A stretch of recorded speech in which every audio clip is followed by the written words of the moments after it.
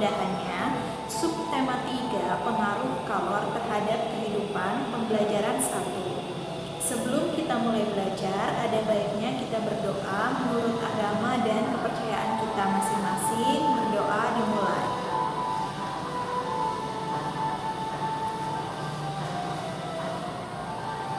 Berdoa selesai. Kita duduk hening terlebih dahulu, perlahan-lahan pejamkan kedua mata kita. Ya Allah, ya Tuhan kami, terangilah hati dan pikiran kami, sehingga kami menjadi anak yang baik, jujur, pandai, berbudi pekerti yang luhur, berakhlak mulia, tidak menyakiti orang lain, sayang dan hormat kepada kedua orang tua, sayang dan hormat kepada guru kami, dan sayang kepada teman-teman kami.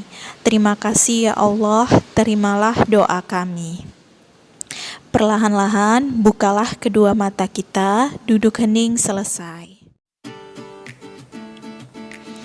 Anak-anak, perhatikan gambar berikut ini. Gambar tersebut menunjukkan Lani sedang membantu ibunya memasak di dapur. Lani memilih benda yang terbuat dari bahan kayu untuk mengaduk kuah panas karena ia tidak ingin tangannya kepanasan. Anak-anak, di sekitar kita terdapat banyak bahan yang dapat menghantarkan panas dengan baik, dan ada juga yang tidak menghantarkan panas dengan baik. Apa saja bahan tersebut? Untuk mengetahuinya, mari kita lanjutkan pembelajaran kita.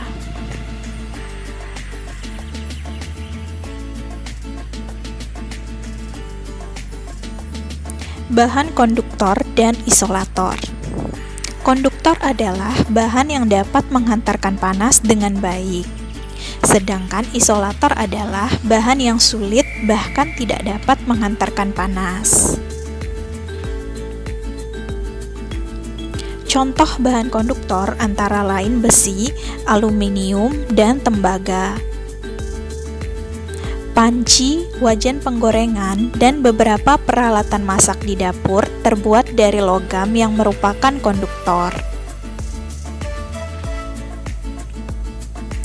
Contoh bahan isolator antara lain kayu, karet, kain, dan plastik. Berikut ini beberapa peralatan yang menggunakan bahan yang terbuat dari isolator.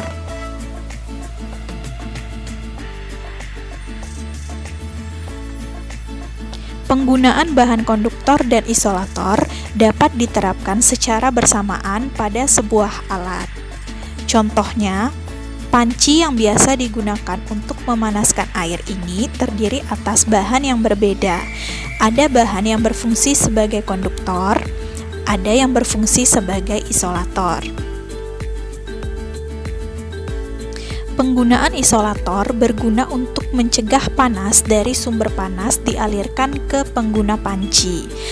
Jadi, penggunaan bahan isolator terutama untuk melindungi pemakai alat agar tidak kepanasan dan dapat menggunakan alat tersebut sebagaimana mestinya. Anak-anak, berdasarkan uraian tersebut, banyak benda di sekitar kita yang memiliki kemampuan menghantarkan panas yang berbeda. Untuk lebih memahaminya, cobalah untuk melakukan kegiatan berikut ini. Berikut ini alat dan bahan yang diperlukan.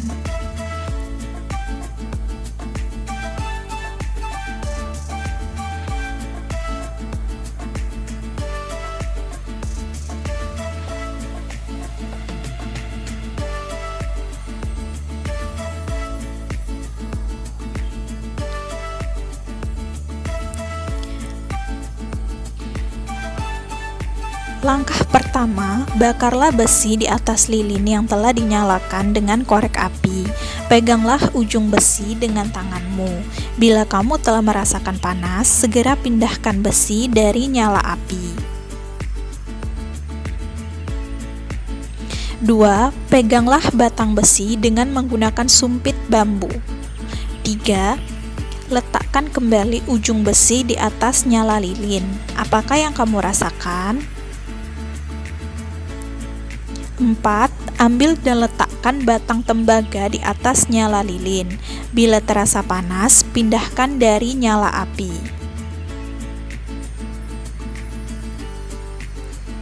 5. Lapisilah tembaga dengan kayu pada bagian ujung yang kamu pegang. 6. Letakkan kembali batang tembaga di atas nyala lilin. Apakah yang kamu rasakan? Mengapa demikian? 7. Lakukanlah kegiatan yang sama. Kali ini, ganti sumpit bambu dengan sumpit berbahan plastik. Catat apa yang kamu lihat dan rasakan. 8. Ganti sumpit berbahan plastik dengan bahan kain yang biasa digunakan untuk memegang benda panas di dapur, untuk memegang besi dan tembaga yang telah dipanaskan di atas api lilin. Catat apa yang kamu lihat dan rasakan.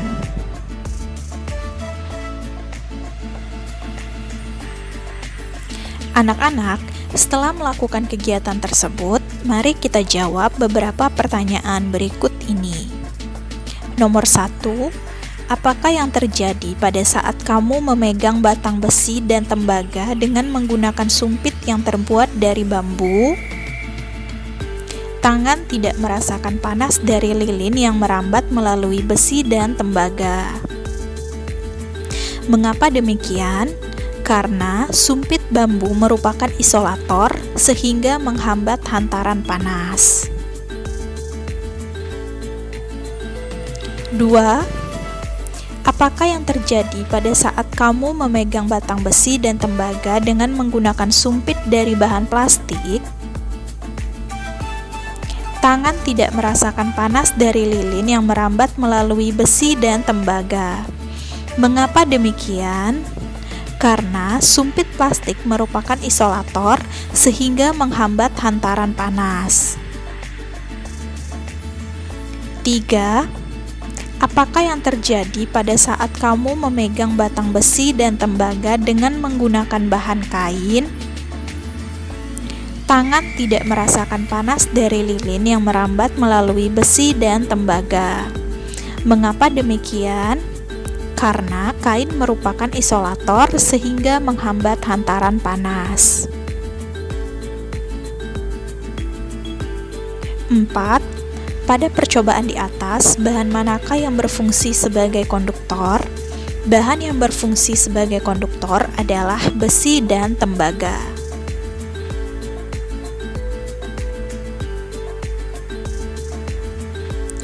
5. Pada percobaan di atas, bahan manakah yang berfungsi sebagai isolator? Bahan yang berfungsi sebagai isolator adalah kayu, plastik, dan kain.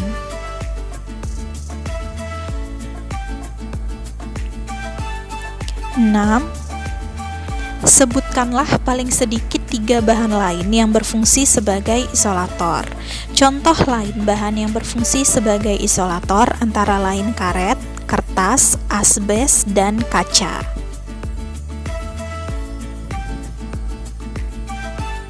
7. Tuliskanlah kesimpulan yang kamu dapatkan dari kegiatan percobaan di atas.